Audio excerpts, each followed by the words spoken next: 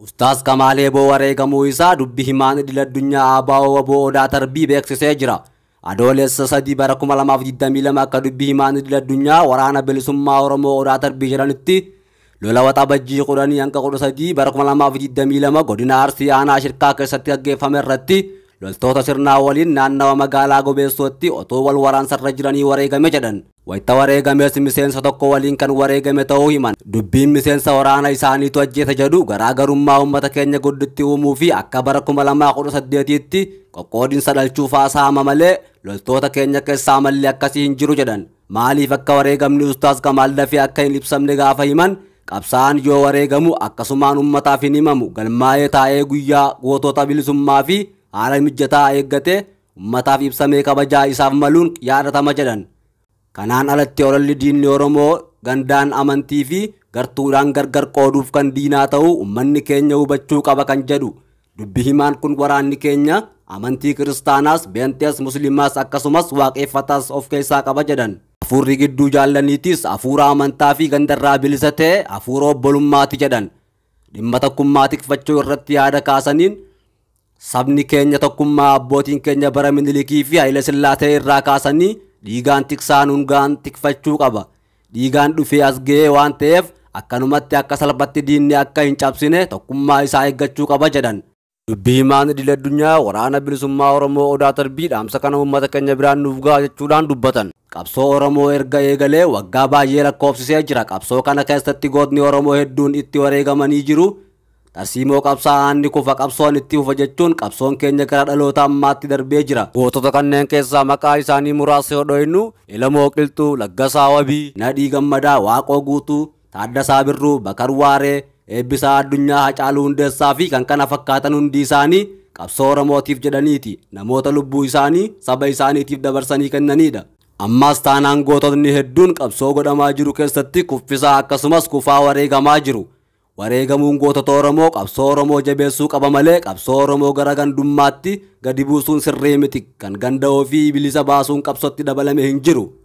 Qabsaa'onni hundinuu saba Oromootiif jecha malee gosummaa yookaan gandummaaf jedhanii bahanii hin beekan. Yaa uummata Oromoo qabsoo kee duratti jabeessii oofi. Akkasii malee bilisummaan dhuftu tokkolleen hin jiru. Dubbi himaan idil-addunyaa waraana bilisummaa Oromoo Odaa Tarbii akka dubbatanitti du'a Ustaaz Kamaal Eeboo sababeeffachuudhaan diinni gandaa fi amantii sabaan akka addaan hin qoqqoonne sabni keenya hundinuu kana adda baasee hubachuu qaba jechuudhaan dhaamsa isaanii dabarfatanii jiru. Namoota daangaa idil-addunyaa biyyootaa qaxxaamuruuf yaalan irratti balaan suukanneessaan garaagaraa lama garaagarummaa guyyootaa gidduutti dhaqqabee jira. Torbaan tokkoon dura namoonni heddummaatanii wayita daangaa biyya Ispeen Afrikaa kaabaatti argamtutti Meelillaa jedhamtutti Morookoo irraa seenuuf wayita yaalanitti yoo xiqqaate namoonni 23 lubbuu isaanii dhabanii jiru. Guyyaa sadiin booda ammoo Ameerikaa magaalaa Saan Antiyoonii keessatti poolisii yoo xiqqaate reeffa namoota 46 konkolaataa fe'umsaa dhaabbatee jiru keessaa argee jira jedha. Addunyaan daandiiwwan godaantonni irratti imalan isaan gurguddoo jedhaman irratti imalli weerara COVID-19 danqamee ture amma deebi'ee jira jetti. Wayita weeraraa keessa biyyoonni hedduun daangaa isaanii cimsuun uggura hedduu kaa'aniiru. Kunis duuti akka dabalu godhaa jechuun ogeeyyiin sodaa qaban ibsachaa jiru. UN itti dhaabbanni godaansa idil-addunyaa akka tilmaamutti erga bara 2014 as godaantonni 50 ta'an hoggaa Ameerikaa yookaan gamtaa Awurooppaa seenuuf yaalanitti du'anii jiru. Dhaabbanni kun lakkoofsi dhugaa namoota du'anii fi eessa buuteen dhabame kanaa ol ta'uu jedhan. Daandii godaantonni qaxxaamuran isa hamaadha.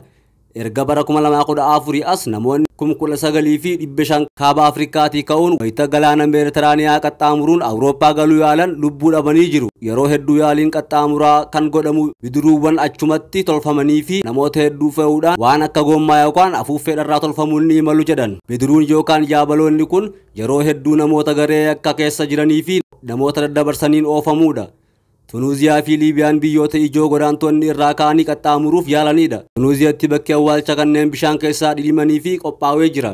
Qabriiwwan kanneen asitti yeroon ilaalu guddoon gadda jetti. Godaantuun lammii Naayijeeriyaadha. Eejensii daangaa Awurooppaa eegu Frontex erga bara 2015 jalqabe namoonni 300 ta'an daandii kana qaxxaamuruuf wayita yaalan baraaramanii jiru. Godaantonni Afrikaa hedduuf abjuun Awurooppaa ga'u achumaa Afrikaa keessaa eegala.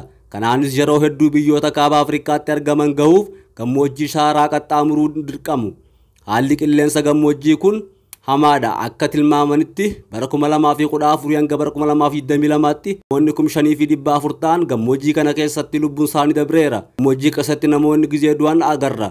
Gariin humna dhabuu kan ammoo bishaan jalaa dhumate achumatti du'uu jedhan. Godaantota keessaa tokko kan ta'e Abdullahi Ibrahim naannoo kanatti rakkoon guddaan godaantota inni biraa gareewwan yakka gurmaa'anii socho'anidha. Daandiiwwan godaansa ardiiwwan Ameerikaa lamaanii keessaa galmi hundi isaanii USA ga'uu baatus namoota hedduuf garuu galma isaaniiti. Daangaa USA fi Meeksikoo gidduu jiru danqaa isa guddaadha. Lafa gammoojjii dabalatee teessumni naannichaatiis haalaan rakkisaadha. Godaantonnis yeroo hedduu gara USA galuuf kan yaalan gama laga Ri'oo Giraandee jedhamuu fi akkaan balaa qabudha. Daandii kanarratti bishaan keessatti dhidhamuun balaa isa ijoodha. Kanneen balaa uumamaa akkasii irraa baqatan ammoo konkolaattota keessatti dhokotanii seenuun balaa biraaf saaxilamu. Carraan jaraasan Antoniyoon argamanis mudatee kanuma. Dhiyeenya kana godaansa gara USA taasifameen du'a hedduutu galmaa'aa jira jedhan. Muddee bara 2020 keessa Meeksikoo bakka Chiipaas jedhamtutti konkolaataan fe'umsaa keessa turan walitti bu'uun godaantonni 56 lubbuu dhaban. Balaa godaantonni Laatiin Ameerikaa irraa ka'anii USA galuuf taasisuun irratti ammaas yaaddoo qabu ibsan. Dhaabbanni godaansa idil addunyaa akka jedhutti bara 2020 keessa godaantota 10 keessaa 4 ol kanneen Eeshiyaa keessatti dhalatanidha.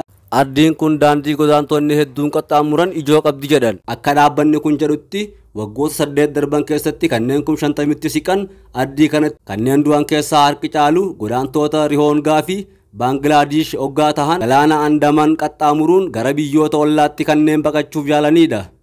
Gariin Awurooppaallee ga'uu kan yaalan jiru. Imala isaanii kanaan balaa hamaatu isaan qunnama. Beela'inee turre bishaan dhugaatii fi nyaannis achirra hin jiran.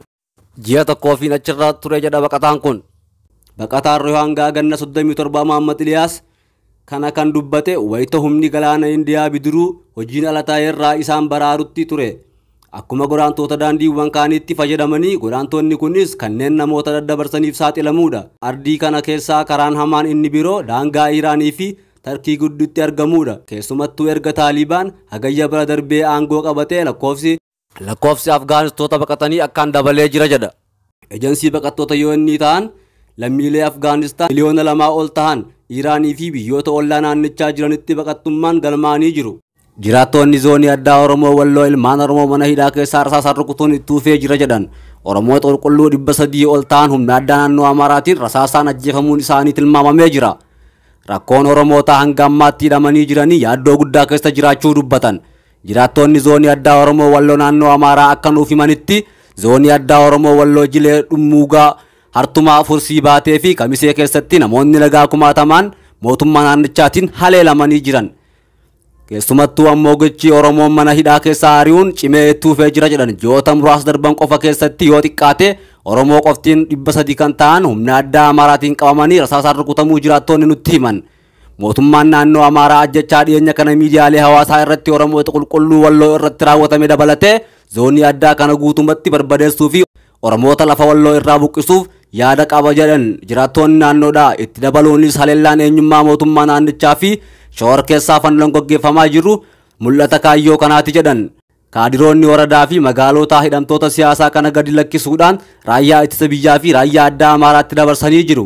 Kanarraa kan ka'e ammaas miidhamtoonni qulqulluun hedduun akka jiran itti dabaluunis himanii jiru. Yakka kanaan wal qabatee namoonni naannoo barsiisonni qabsaa'onni hawaasaa abbootiin amantaa fi qonnaan bultoonni dhibbaan lakkaa'aman miseensaa fi deeggartoota waraana bilisummaa Oromooti jechuun to'annoo jala oolanii jiru. Itti dabaluunis ammaas namoonni jumlaan hidhaman namoonni qulqulluun ammalleen itti gaafatamaa jiru jedhan.